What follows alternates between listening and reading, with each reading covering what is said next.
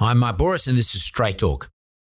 Lucinda Price, welcome to Straight Talk. Thank you for having me. I actually follow you on Instagram. I saw when you followed me, I thought, I've got to get on this podcast. Yeah, thank you. Thank you. And of course, one of the things, I got to know where this name, Froomes, comes from. Tell me about the name Froomes. What the hell does that mean? What does it mean? Yeah, it's my mum's maiden name. Oh, really? Yeah. So you're just going by your mum's maiden name? Pretty much, but I thought, who has a maiden name like that? When I was growing up, I thought it was the ugliest name. Boy, you use it enough. I mean, it's Froomes World, of course. But one of the things I want to talk about is your book. So we're not going to start there, though. Hopefully we'll evolve down there because, these conversations can go anywhere. What are you drinking? Matcha tea, are you? Yes. Ever had one? I have had matcha, but it's a bit bitter for me. You can get used to it. Is that a health thing? You get the slow release caffeine. Yeah. I went through a phase of not drinking coffee, which is very unlike me. I give in to all of my vices, but I thought that's kind of something different, and it's nice. Yeah. So did you get the next door? Mm. They make matcha tea next door. Oh, I'm going to try it. I'm definitely going to try it because I was reading about it. How, just from a health point of view, it's better for you instead of drinking coffee. Like I drink too many coffees. I drink like 3-4 coffees a day, easy. Now, my first one is about 4:45 in the morning. Oh, really? And that's at home, yeah. So literally when I first wake up, within 10 minutes, I'm jamming a little espresso down my gob. And I know it's not good for me, but otherwise, I can't see, I can't walk, I can't move. And, it's a bit off topic. Sorry, it's slightly off topic, but nonetheless. So what I want to talk about is the origins of why you wrote the book. But before we talk about the book, can we go and also the book's title? Before we go there, let's just go back a little bit. What happened in your life that made you feel as though you should write a book? Oh. And what are those events? Yeah. Well, I always wanted to write a book. And I've said before, I think it's part of being someone who likes to express themselves. I think a lot of people have this desire or this kind of dream to write a book. It's lucky that I have worked as a writer for 10 years, so I had the skills to be able to do it. In what capacity were you working as a writer for 10 years? Always online. So the first thing I ever wrote was for a friend's website that she created, and it was pretty much just her and I that would write articles. The first thing I ever wrote was about my dad, going down the street on a rolly chair from hard rubbish. So I've always kind of... What is that? Yeah. From hard rubbish? What is hard rubbish? You know what hard rubbish is? No, what's hard rubbish? Oh, that's what we call when you put the junk out from your house. Yeah. What do you call it? I don't know. Junk. You've never done it. I have done it. Yeah, no, I totally have done it. But because you see the people driving around, especially where I live, picking up good piece of furniture, and I used to think, oh, that's cool, that people are going to go sort of recycle it, etc., or reuse it. But it's called hard rubbish. So your dad is at some stage, is it a real deal? Your dad at some stage just found a chair with rollers on it or something and sat it on and rolled down the hill? Yeah, and I remember it so Is he a larrikin? Yeah. He features in a lot of my content, maybe not as much anymore because he's down in Victoria, but I just never forget, he was on this roller chair and all these kids from the neighbourhood were running down this big long street with him. But it's one of those things where I don't know if I'm remembering it correctly or embellishing it. But you wrote a story about that. Yeah. So I guess my point being I've always kind of weaved personal stories into the things that I've written, not so much to talk about myself all the time, though people might think that I do that. It's more to, I guess, connect with people and, make it entertaining. But let's just take that one story. Is the purpose of that, though, is to tell the story about what you saw your dad doing, actually I'm storytelling, you in your case, or is it to build a connection between the people you want to tell the story to? It's probably a bit of both. I'd honestly say it's more of column A. I've always just wanted to entertain. I want you to read something and enjoy it and enjoy yourself. And part of that is learning how to get into a story quickly and keep people's attention. For me, anything I ever do is about grabbing someone's attention and maintaining it for as long as I can. Yeah, I look at your stuff on Instagram, as I just said a moment ago, on social media. You are a pretty expressive person naturally. even when you walked in this room, you can sort of feel an energy as you sat down. There's an energy there. Is your expressiveness, is your outlet in relation to your expressiveness, social media and or your writing, or is your expressiveness your brand? Ooh. Well, I guess I've always had an expressive face from the very beginning. I can tell. Look, because that's the way you look, the way you move your face, your eyes, everything about you. I can just, you're like an actress. Thank you. Yeah, I'm lying all the time. So yeah, I guess that's just inbuilt into my personality is to be, I guess, enthusiastic is what I would call it, and expressive. And yeah, part of the expression, I think the one that I find the most rewarding because you have to use skill for it is the writing. Whereas I think social media, just the way that those platforms are designed, creativity isn't always at the forefront of that. How do you mean?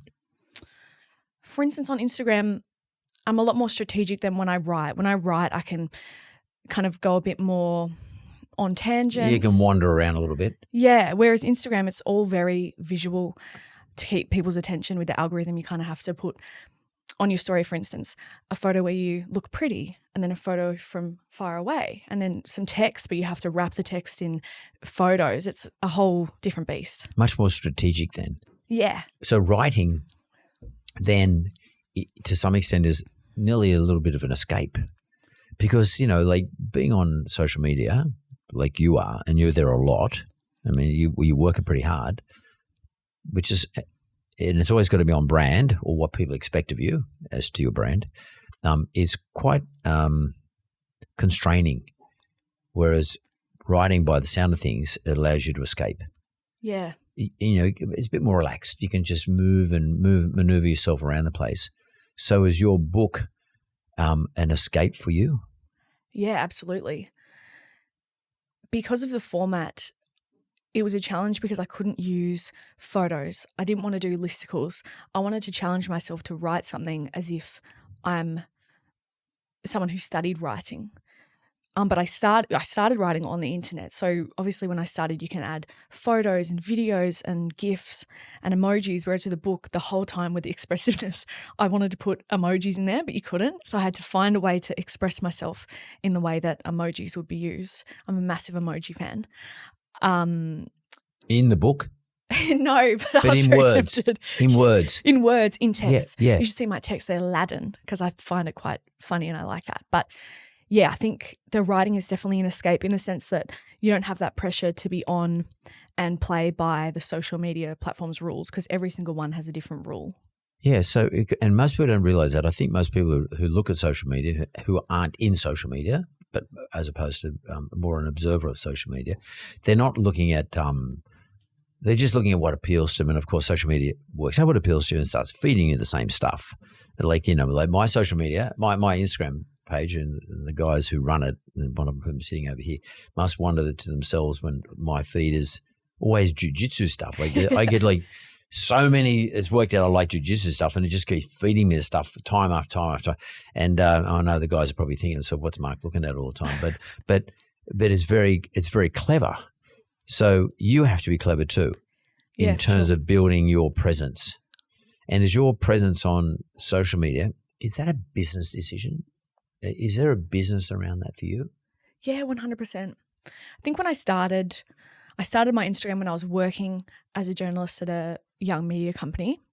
And so my Instagram was purely an outlet. I would sometimes post work videos, but mostly it was just this kind of place to be silly and post whatever I wanted and be really absurdist. Whereas when I lost my job at this youth platform, I didn't have a website. I mean, I got a Substack, which is where I have my newsletter, which is kind of where the books began, but I didn't really have an alternate platform. So now my Instagram is definitely the one place on the internet where I put the most stuff. I'm promoting my book, I'm promoting like paid partnerships, but I'm also maintaining things that I'm passionate about. But I'm also very strategic with what I don't put there because I think it's very easy to start treating it like a diary, which I don't want to do. Yeah, so that's interesting. So you have paid partnerships. There's basically what you're saying. There's money involved, which is important. You've got to make money, because otherwise, especially if you're spending all the amount of time you spend on social media. And social media takes a lot longer than everybody knows. I mean, it's just much more sort of intense, just the preparation, the editing, the whole thing. Therefore, you have to make $1 out of it because it's your time you're putting into it. Even in your sense, in your terms, you're telling us about what though on your social media. So, what are you trying to build your audience off the back of? Because if you don't have an audience, you don't have any commerce involved. If no one looks at your stuff, then the agencies who'll pay you money to do partnerships, they won't give you any money. They'll say, well, tough luck. You haven't got a big enough audience. To build an audience, you've got to have a message. So what is your message? Or what are your messages? What do they sort of fit around? Yes. My message always is so simple. It's to entertain. I don't think there's any higher idea at play. I don't want to pontificate. I'm not here to teach you a lesson. I'm here as like an escape. And I try and make things that I find funny. And that's that's a contribution that I bring. And it suits me. That's what I got into it for. Sometimes when I'm feeling a bit uninspired or it's feeling a bit laborious and I think, oh, why did I get Instagram in the first place? I didn't have social media before I started doing this job. Like I didn't have Instagram in year 12 in uni, mostly because I was like too worried about the following count. Like I didn't want to follow more people than followed me because I've always kind of been like. When they look at the top of the profile. Yeah. You follow 10,000, you follow 10,000, you have 3,000 following you. Yeah, I can't be doing that. So social media before I began creating on it was a source of anxiety. And to be honest. Oh, really? Yeah, I think so. You got anxious about it? Yeah, because I've always, I kind of get anxious. Oh, does it look like I've got enough friends? That. I've always kind of been very cognizant of where I stand in the social pecking order, which is part of the book as well. But yeah, I try and remind myself I didn't get into this to swipe. I'm just here to create things. And that's mostly what I do. So one of the things I thought you might have been doing is using comedy to talk about issues. No. Because you are a comedian. I mean, you are naturally a funny person, and do you do stand-up comedy? No, I don't do stand-up. I'll do sometimes like a cabaret style performance. Yeah. And I'm open to doing it, but I wouldn't do like open mic or getting up every night at 10 to do a set. It's not my. But you are naturally comedic in what you do. You like to take the piss out of things and sort of be funny. In fact, you take the piss out of yourself a bit. Yeah. Yeah. You don't mind sort of using yourself as you're the medium through which other people might have a laugh. Yeah, I love that. Yeah. Well, does that ever sort of are you putting yourself down? I don't understand that. Like, I mean, a lot of people do it. Like, don't get me wrong. But how does that feel? Like putting yourself down? Well, I don't see it as putting myself down. I think. Well, making yourself the subject. Yes. Of the piss take. Mm. Some people might see it that way. I think typically the things that I'm taking the piss out of are thoughts that I've had, not so much. I don't berate myself or make myself smaller on social media. I don't find that funny. I don't find self-conscious kind of humor. It's not really my style. The way that I approach it is like, and whether or not I'm doing this right now, I'm not sure because book promotion has taken precedence. Everyone's probably like sick of it, but I have a book to promote. Where is your book, by the way? Did you bring it in? No, I didn't. See what I mean? I've been too focused on my social media. Well, we will talk about it and we'll bring it. We'll get someone to bring the book in a second. Yeah, Did you bring one along?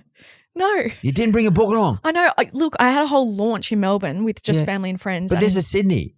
What's wrong with you? Yeah, that's what I'm saying is I always figured to bring it.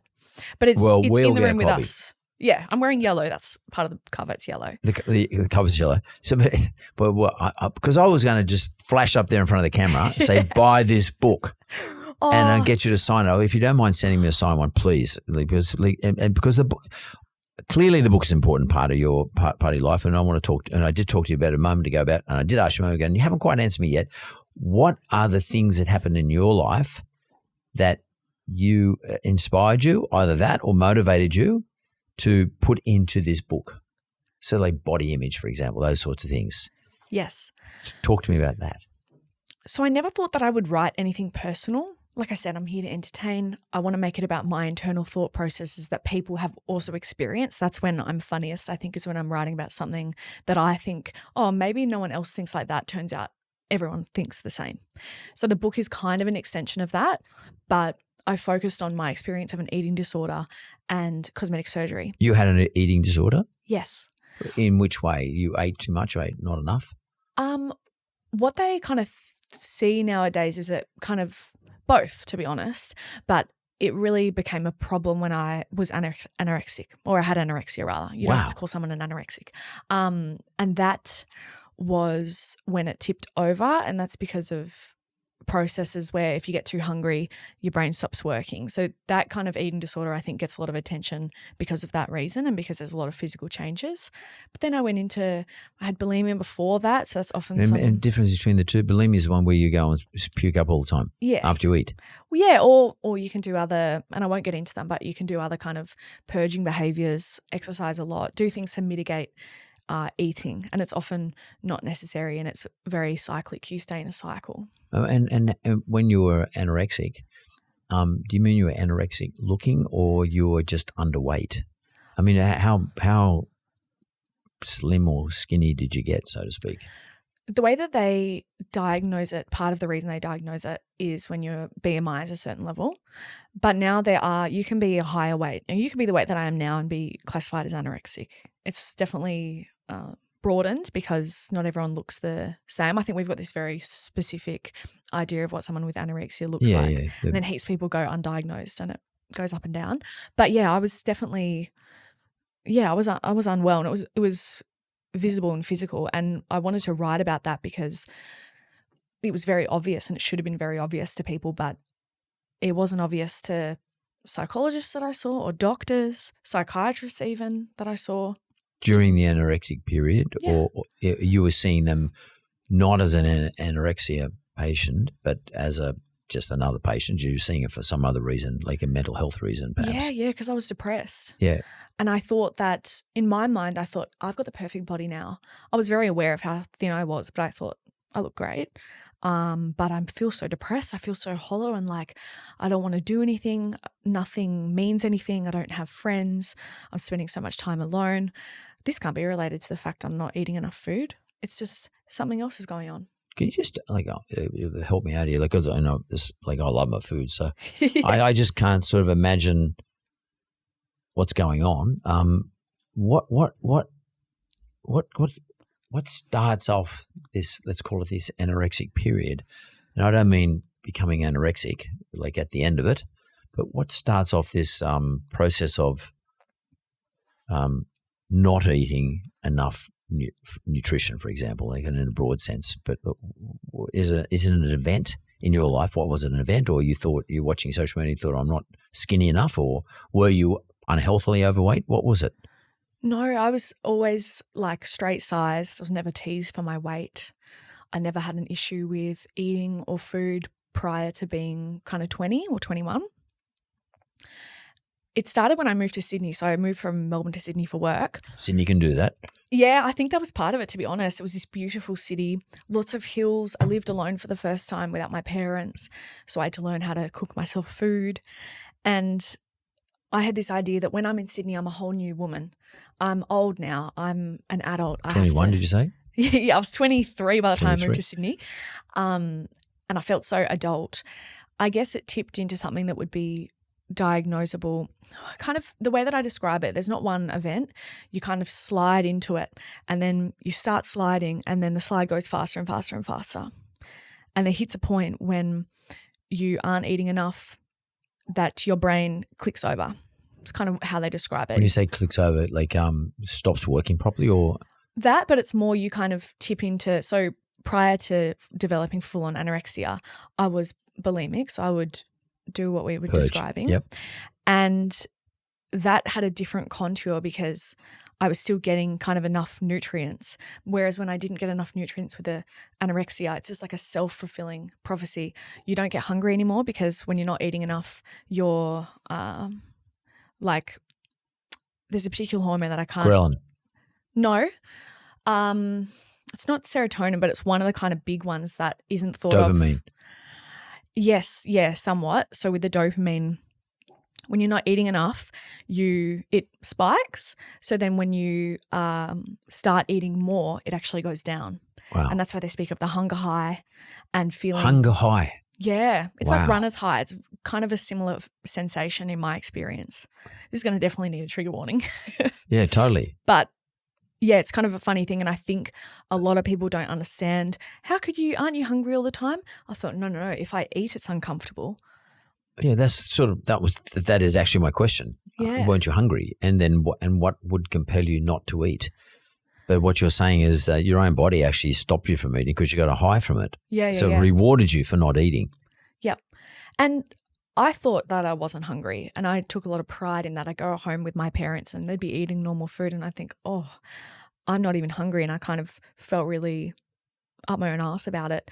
But yeah. How could they be eating? I'm not even hungry. Yeah. So like I can control myself. Exactly. I can control myself. Thought I was better than people. Yeah. I thought I'd unlocked this cheat code. I thought, oh, back when I was eating a normal amount of food, what a mess I was. Wow. Yeah. That's mad. Like, and what did your parents say when they saw you not eating or actually diminishing in front of them in terms of physical? I think at the start they didn't think much of it. I think they just thought, oh, Lucinda's in Sydney now. And I had lost weight before that. Like, for instance, when I was 17, my boyfriend broke up with me and I just was so sad that I couldn't eat. So they were used to my body fluctuating somewhat within a certain range. But I remember there was an instance where I came home and Mum picked me up from the airport. And on the way home, I took my jumper off and she just went, oh, you're not losing too much weight, are you? And she had never commented on my weight before. She's very, very careful not to do that. I later learned it's because she had experienced an eating disorder throughout her whole 20s. And the way that it went away, she would just say to me, something clicked and I didn't have it anymore. So she had kind of somewhat of an understanding of what my brain was going through, but she was at a loss as to what to do about it. So what broke the cycle? How was it you or something? It was a confluence of a lot of things. I think it stopped. I started getting better when I was 25. Wow, oh, that many years? 2 years? Yeah, probably 3 years. 2 or 3 years. Yeah, but I think the real eating issues started probably when I was 20, so probably 5 years. Then at a couple of years, I probably didn't fully recover until I was 28. I turned 25 and your prefrontal cortex developing is a really big part of it. So maturation is something that can help a lot of people get out of eating disorders and disordered eating. Funnily enough, I think it was having a really great relationship with someone who I knew liked me, not because of my body. And he was a friend of mine first, and I'd never kind of experienced that. I think I'd always had relationships that had a very specific power dynamic that was typically male-female, whereas this kind of felt like an equal partnership, and I felt like this person liked me because I was funny. We had a lot of fun together, so that helped me kind of get out of my body. Did previous relationships that were based on physicality? Yeah, I think so. Yeah. Looking back, I think so, yeah. My early 20s and my teenage years. I write about that somewhat in the book, but I don't get too much into it. So maturation, having a really beautiful relationship that wasn't about the way I looked, COVID and having a lot of time to spend with my friends and pulling back a bit off work, because for me the eating disorder was very much related to working in the media and thinking I had to be a certain way to be taken seriously or listened to as a woman. And I still think that there is part of it that I'm sure it helped, because for a lot of people the thin ideal is so interlocked with being successful, and people see you as very thin. Again, they say your willpower. People say, look at your willpower. How do you do it every not day? eating chocolate. Yeah. Or whatever. We're all going to eat croissants because they're in the kitchen, especially in media. Yeah. But you're not. How come you're so strong? Yeah. That's a reward in itself. Yeah. Because it sort of confirms or affirms in your own brain that I'm doing the right thing here. Because everybody else is socializing. Everyone's telling me the answer, telling me this now. Because I noticed it in the brief that you work with Flex. Yes. Yeah, who's also been on the show. But Flex Mummy's Mummy, Flex, my good friend. She went to Melbourne a couple of years ago. She's still down in Melbourne? Yeah. Yeah, so were you doing a radio show? What were you doing with them? Yeah, we were doing a radio show and a podcast. By the time we did that, I was very much on the way to recovering. and probably had already recovered. So, yeah. Were you still going out with the guy? Nah.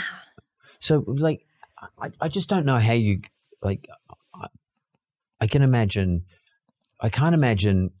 how someone could change their eating strategies. For example, I could not change my eating strategy from where I am now, right? And whether it's to eat more or eat less, I just got an eating strategy. If your eating strategy is to eat less or not eat hardly at all, I would imagine it's extremely hard to turn your brain around, get your brain to make that change, especially when, as you just mentioned, I didn't know this, but you were getting rewarded with various hormonal releases in the brain, sort of getting, rewarded for not eating. How do you go about it? Do you go and see a psychiatrist? Does your mum help you? I mean, what's the process? Who grabs you by the hand and says, come on, let's go down this way and we'll sort it? The only person who can grab your hand is yourself. Yeah. That's not to diminish the help that psychologists and psychiatrists can give you. However, I do think that a lot of the experts that I saw didn't understand eating disorders. That's a problem across the board. There are specialists. I worked very closely with the Inside Out Institute, which is specifically for eating disorders. And I think for people who are experiencing disordered eating or stuck in some sort of cycle, it's so important that you see an expert who understands it. So, for instance, when I started eating more and it tipped and it went the other way, I saw a psychiatrist because I thought, oh, I don't want to do this. This must be related to something else that isn't to do with the eating disorder. And he put me on an appetite suppressant, which is the number one. An appetite suppressant? Appetite suppressant, yeah. Medication. The worst thing. Yeah. So stuff like that you can be led down the garden path by so many people. And when you have an eating disorder, in my experience, you're so sensitive to what people say. People will say you look really healthy. It's number one thing never to say to someone who's recovering from an eating disorder. To someone who is recovering from an eating disorder? Or anyone who's experienced dysregulation with food. I think because people tie food to the way you look so much, and we equate looking healthy with being fat, I think, especially if you've come out of a restrictive eating disorder. So when someone is, let's call it, say the word fat, there's an association with it being healthy, do you think? After being underweight, when you become a quote-unquote regular weight and people start saying that you're healthy, it's just the number one thing you shouldn't say. Because in your brain, even though you are, say, a regular size, again, quote-unquote, because, any size can be regular, for you, it makes you are already so hyper-vigilant of the way that you look. When you're reminded by other people, it confirms this bias in your head that you have, that everyone is noticing and everyone cares. And to be honest, the first time I wrote about my eating disorder online was because I was gaining weight, and I was so worried that people were looking and thinking, oh, she's failing. She mustn't care about work anymore. Look, she's, getting fat. And that's why I wrote about it. I didn't write about it to help anyone. I wrote about it because I was ashamed and I felt like I needed to get ahead of some narrative. Well, so now is a good time to tell us the name of your book and why'd you call it that? Yes. So the name of my book, we'll just pretend it's here, is All I Ever Wanted Was to Be Hot. And I call it kind of part memoir, part manifesto about my experience of a eating disorder and cosmetic surgery, how I felt when those were really big parts of my life, and then reflecting on it as someone who's nearing 30 and having kind of a lot more life experience than when those things started. And are you taking the piss when you say I always wanted to be hot? And if not, what do you mean by that? And what is hot?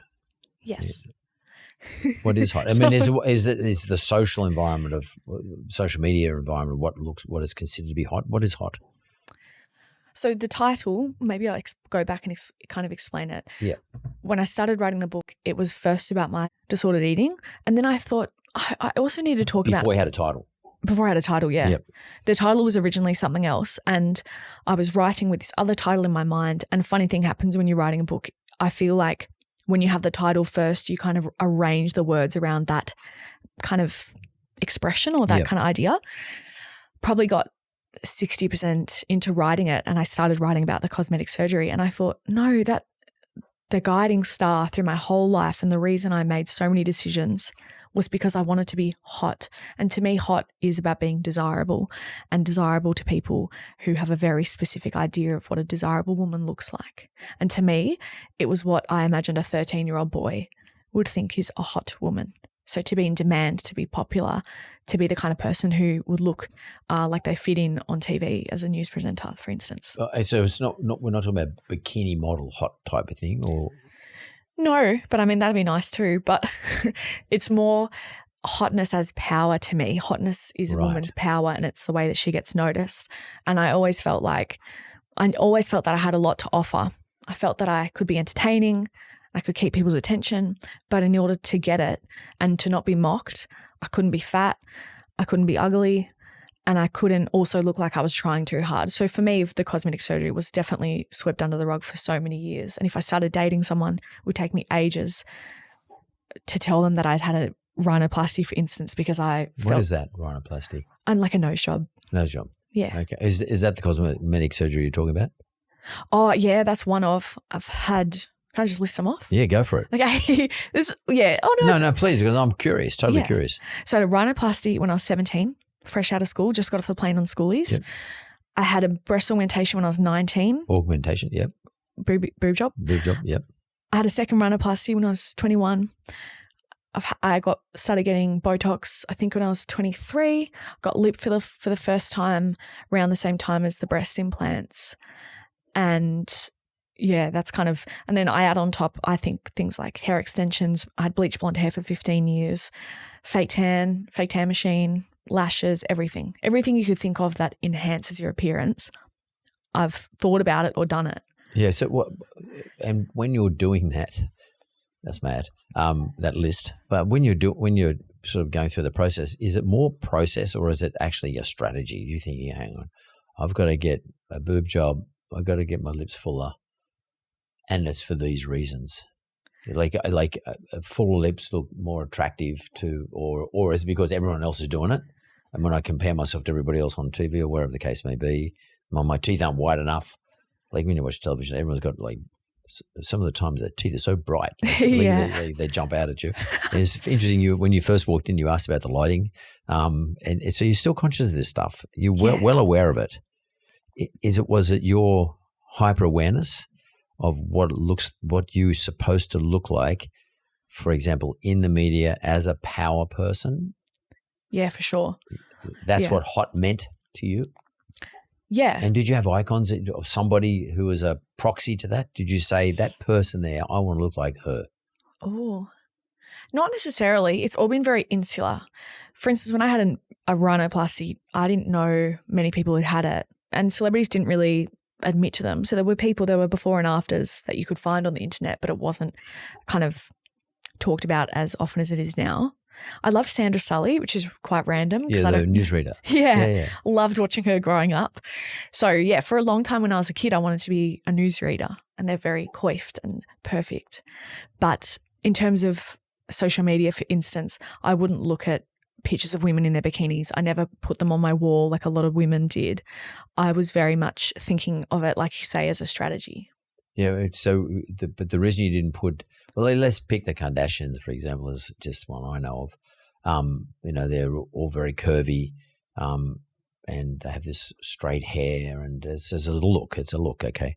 And I see a lot of women here in Sydney, at least, young women who look like a Kardashian to me when I look at it. Were you ever around that territory? Did you ever think to yourself, that's my icon, that's my proxy? No.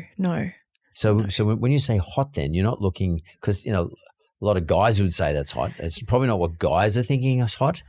It's hot is more in relation to what you wanted to do in a career sense. Like, who's my icon in my territory? Yeah, it would be someone like a Channel V presenter. So I always had short hair, like all through my eating disorder. I had a shaved head, or I had very shaved head. Yeah, or like a little fringe, kind of like very anti-male gaze. Not for any reason. I just loved that aesthetic. And honestly, I thought you had to be a certain what'd you say? Anti-male gaze. Yeah, I wasn't doing it to try and like push men away. I was still definitely interested in being having attention, but I also had this kind of like, my friend calls it terminal uniqueness, where you want to be different to other people. I didn't want to be like regular girls. They also call them pick-me-sha. Have you heard of that? No. Tell me what is that? Pick-me-sha. So they call certain people pick-me's. It can be any gender where you want to be different to everyone else. And then pick-me-sha is like the name for that person. The name of that person. Yeah. So because when you say I always want to be hot, like it's actually a little bit more obverse than what the title actually says, because hotness, I guess, is in the eye of the beholder. Everyone's got a different view on it, but you've got a specific view of what it meant for you. Yeah. I guess it doesn't matter though in terms of what the book's outcome is, because given that everyone's got a different view and they all go about it maybe perhaps in the wrong way, they've got to be careful that they don't go down the same slippery slope that you went down. Yeah. And is that the objective of the book? Somewhat. What were you trying to do? Or are you just having a yarn? No, this is one thing that I did have a strategy to try and maybe, I don't want to go as far as help people, because I think some people would read it and just be entertained. But for me, things that I'm passionate about are having more regulation in the cosmetic surgery industry. And regulation in that, who can go and get it? Probably who can get going. No, not so much that, because I think people should be able to make their own decisions for their body, but I think there are certain safeguards that would be helpful. I regret getting a breast augmentation when I was 19. I didn't think about in 10 years' time, which is now. I didn't think, they have like 10 to 15 year limits. That's in terms of the life of the implant. The implant, yeah. So what happens at the end of the 10 years? Two things. You can get them out because they can rupture. So a lot of people realize it's time to get them out because they rupture in your body. That doesn't sound good. No, it's not. It's not fun. Or you can just get them out because, you might need a lift or this or that because they like stretch the skin. But I went and got I had an appointment a month ago to try and talk about getting them out. I thought, now that I've written the book, I'm going to use that money to get my breast implants out, thinking it'd be $3,000. It's going to be at least $20,000. What? Yeah. And when I was 19, I thought, oh, no. I'm going to be married by the time I'm 30 with a house in Portsea, and I'm probably going to have like 3 kids. You have such a different idea of what your perfect life looks like when you're 30, and it creeps up on you real quick. And what you want, that's not at all what I see for myself. So when I guess lots of women get breast implants, but when do you think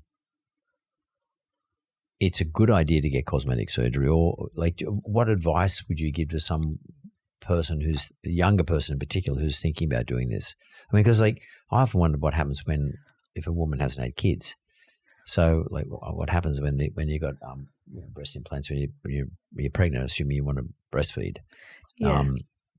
Maybe they don't want to. I get that, but what would you say to people like because a lot of younger people getting all sorts of things done at a very young age, like 19, 18 in your case, that was you.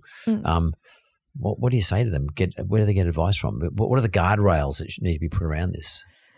There are guardrails that are now in place very, very recently, where people who are seeing a cosmetic surgeon then have to go and get a mental health check-in with a doctor. Oh, right. Yeah. And there was a lot of... Their own doctor or a doctor? A doctor. Like a psychologist or a psychiatrist or something? Yeah. Yeah. To just get a read on why they're doing it. What are your expectations? Because often what can happen if you're someone with body dysmorphic disorder, for instance, you can just keep going back. It's not perfect. It's not good enough. You get revision rhinoplasty after revision rhinoplasty. That's where you see the over filler, is because you stop realizing what you actually look like. That's part of body dysmorphia. You can't actually see yourself for what you look like. So to me, when I look back, I had anxiety and depression from a really young age, and that was on my record. But, cosmetic surgeons aren't looking Did you at that. realize that? Did you realize that you had anxiety and depression? Oh, yeah.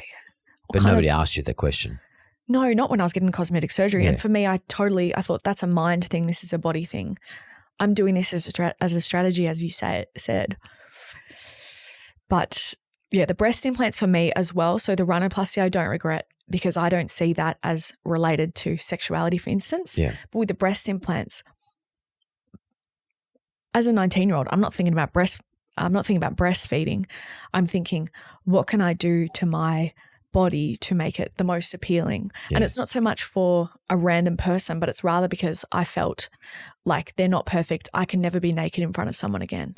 And when I had them done, before you had it done, you thought that? Before I had it done, yeah. I'd only slept with one person before I had them done, and I thought, I'm never going to take my clothes off in front of anyone else before I get them fixed.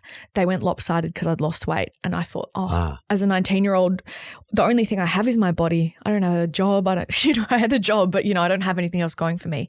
If I'm going to find someone, I need to be as perfect as I can be.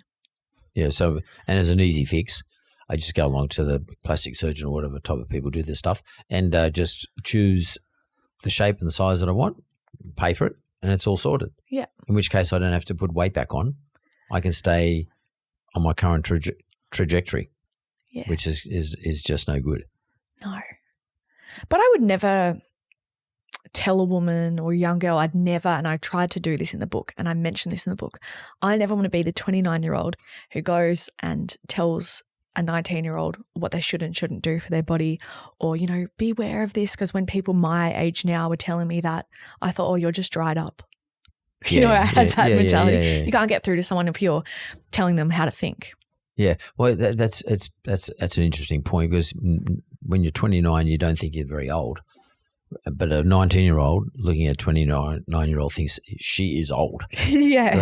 And I see it in the rugby league world. I know you're from, you've been up here for a while now, but I know that young footy players, they come into the club at 19 and they look at the guys, the 29-year-old guys on the same team and they think they're old guys. And to me, look at all of them, I think they're all the same age, and there's only respect in terms of skills and stuff like that, but don't tell me how to lead my life because you wouldn't have any understanding about how I lead my life at 19. How do you weave comedy into your book? Because this conversation so far has been fairly serious. Yeah. And, and you're writing a book, so you can't look friendly and, you have a natural – don't get me wrong, funny face. You look like you're funny. Okay, you know what thanks. I mean? And you smile big and all that sort of stuff. So I get a different aura from you when you're talking about the subject, and and your body language, everything. But you're not going to give that to me in a book because there's just words, just text. Well, this is the beauty of writing, Mark, yeah. And this is the biggest compliment anyone can ever give me, and it's that I write the same as I sound. Yeah. So how do you do that? How do you bring that out? I mean, what's your shtick? Do you use words? Is it language, or is it a rhythm, or is it nearly in verse, like I'm reading Homer or something? How the hell do you do it? How do you write colourful and energetic and enthusiastic and stuff like that, like the way you are? Yeah, it's all just a skill. It's just a learnt skill. And I guess it's also, I think writing as well, I think it's something you can learn, but it's also some people just have a certain tone that you can't emulate. And that's what I like to think I have. I'm very confident in my writing skill, if anything. And I guess it's just, I had a lot of training working. The original place that I worked was a youth news publication, and their whole tone was very trying to make jokes and trying to be funny. So I learned the kind of craft there.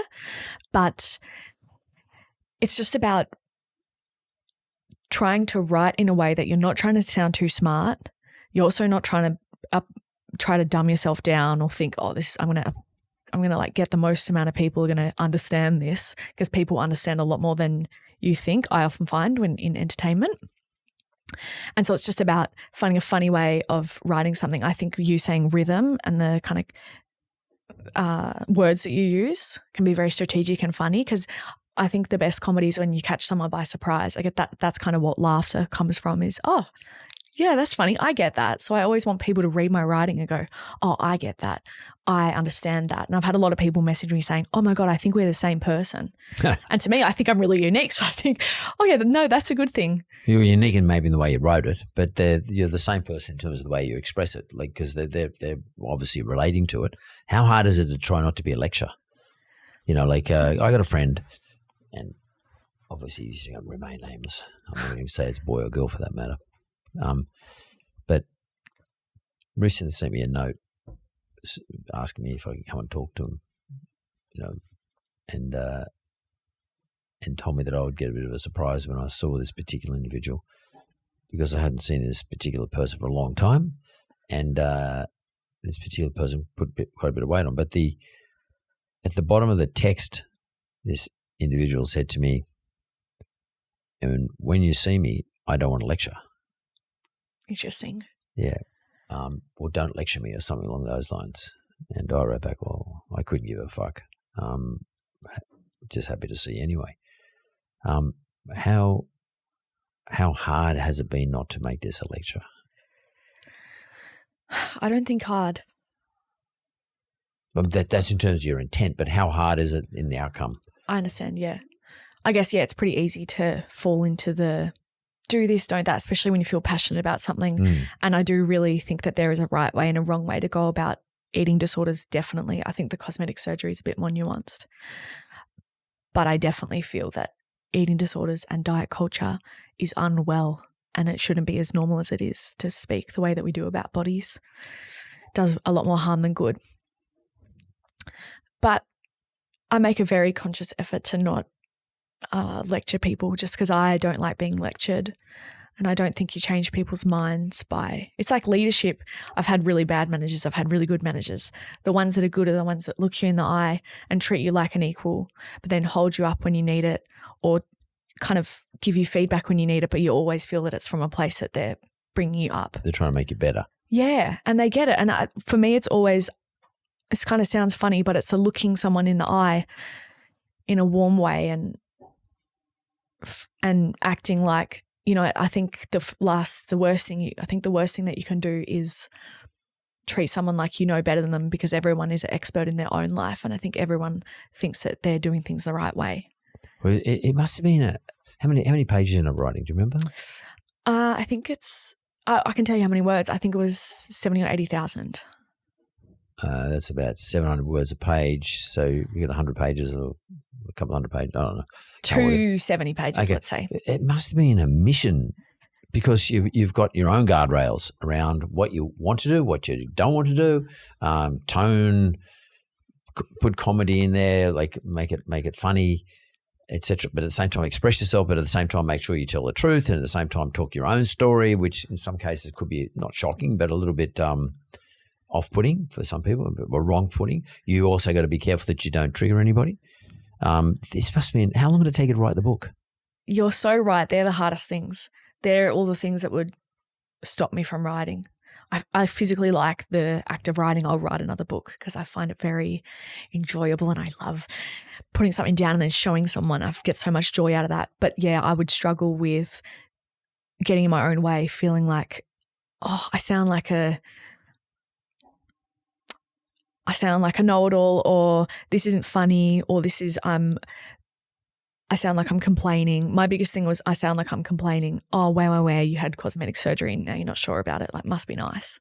So I was always worried that people are going to think of me as really vain and vapid, and it's just you're just talking about yourself, which I try not to do, even though my whole book's about myself. I find it. Look, I'm dying just to read at least the first couple of pages. I just want to see the tone and the style and the rhythm. Yeah, see if I have taught myself up, or if you see the vision. No, you haven't taught yourself up, but you've presented to me, because I've done a few books myself, and I know how hard it is to do it, but you've presented to me the constraints, and I couldn't write a book like that because there's just too many guardrails. I mean, I'd go mental. Like when I write books, I just write whatever I want.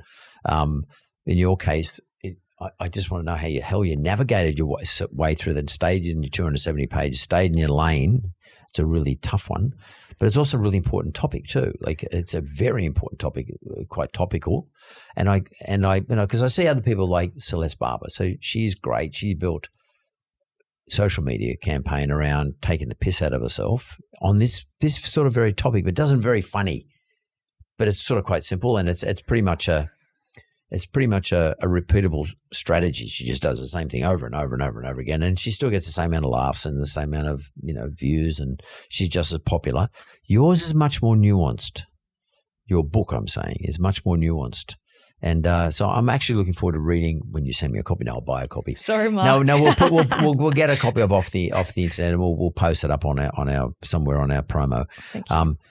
I do want to talk to you before I go, before you go. More importantly, this concept of Froomes World.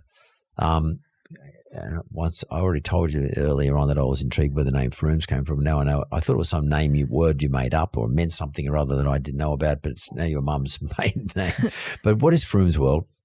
Well, I can tell you why I chose her maiden name. There's something in that. Yeah. Like you guessed, my dad's a larrikin. We call him Centre in my household because everything. What do you call him? Centre. Centre. Everything revolves around him. Yeah. Well, he thinks it does or it does? Bit of both. Bit of both. Yeah. Massive personality. What's his name? Steve. Steve's World, though. So Steve's World, yeah. Your house is Steve's World. Yeah. He's a car salesman. Yeah. Used car salesman, if that kind of like paints a picture. Very typical Australian male, 67, just on paper, Homer Simpson. My mum is, my mum's the opposite. My mum's quiet and considered. I want to say doesn't have a lot of confidence in herself, maybe in a way, or growing up I felt as if she didn't have much confidence because I equated. So she's Marge. Yeah, probably a bit like Marge, yeah. But I don't want to say she's smarter than Dad because Dad will probably listen to this, but she just has kind of like a world wisdom that I really appreciate. And she's a nurse and she's very caring. And I like to think I would be like, get that from her, a bit more considered than say my dad would be. But I always felt like she didn't really have a voice because she played a very maternal role in my household. And Dad's a recounter, like he's telling all the stories and we're sitting and listening to his stories again and again and again. So I wanted to use her name because we feel very similar and I know that she has stories and she never talks about herself.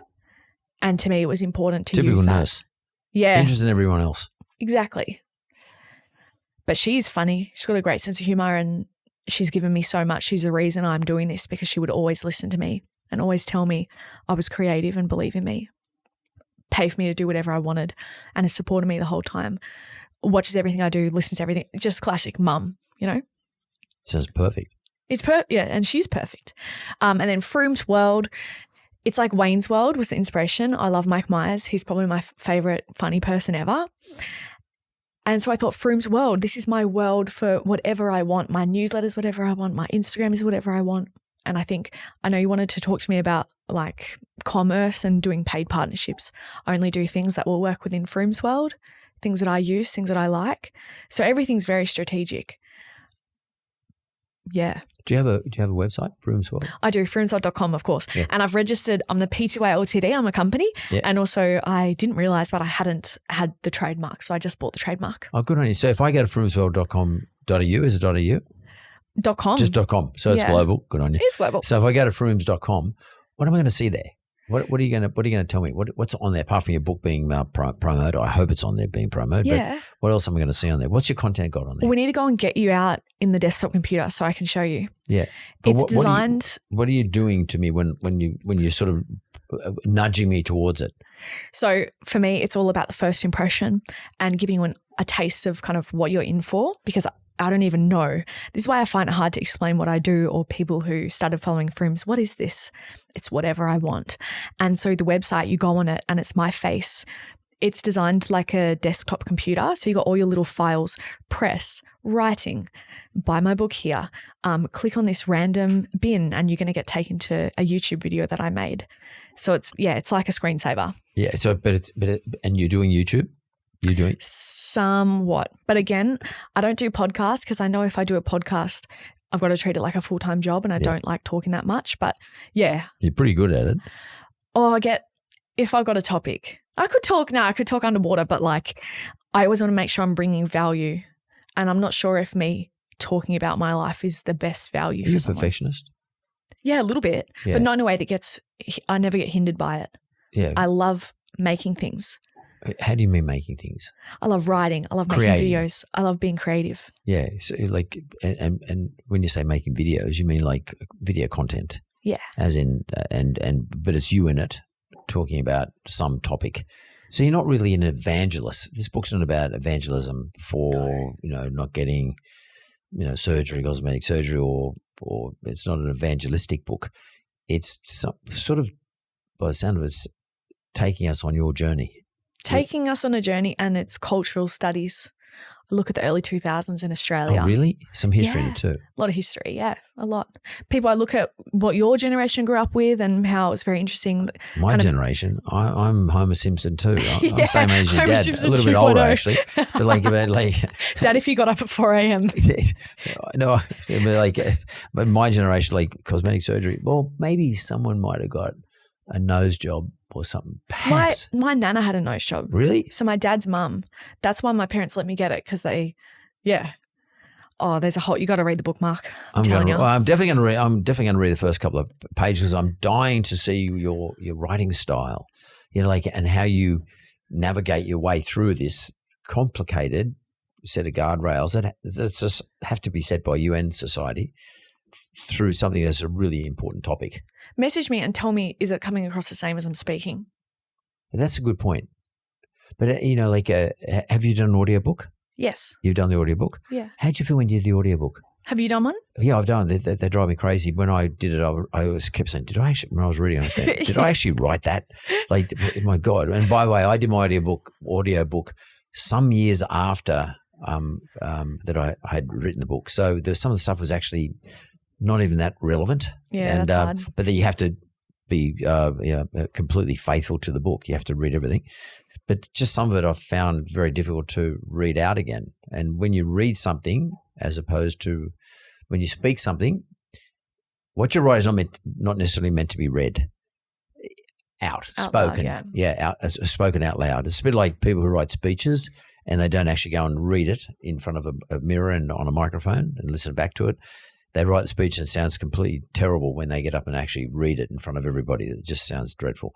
And they're two different skills. So when you said to me, I hope, and this is a great skill. I mean, if you can do this, if you've achieved it, you want me to tell you if when I read it, it sounds like the way you're speaking now.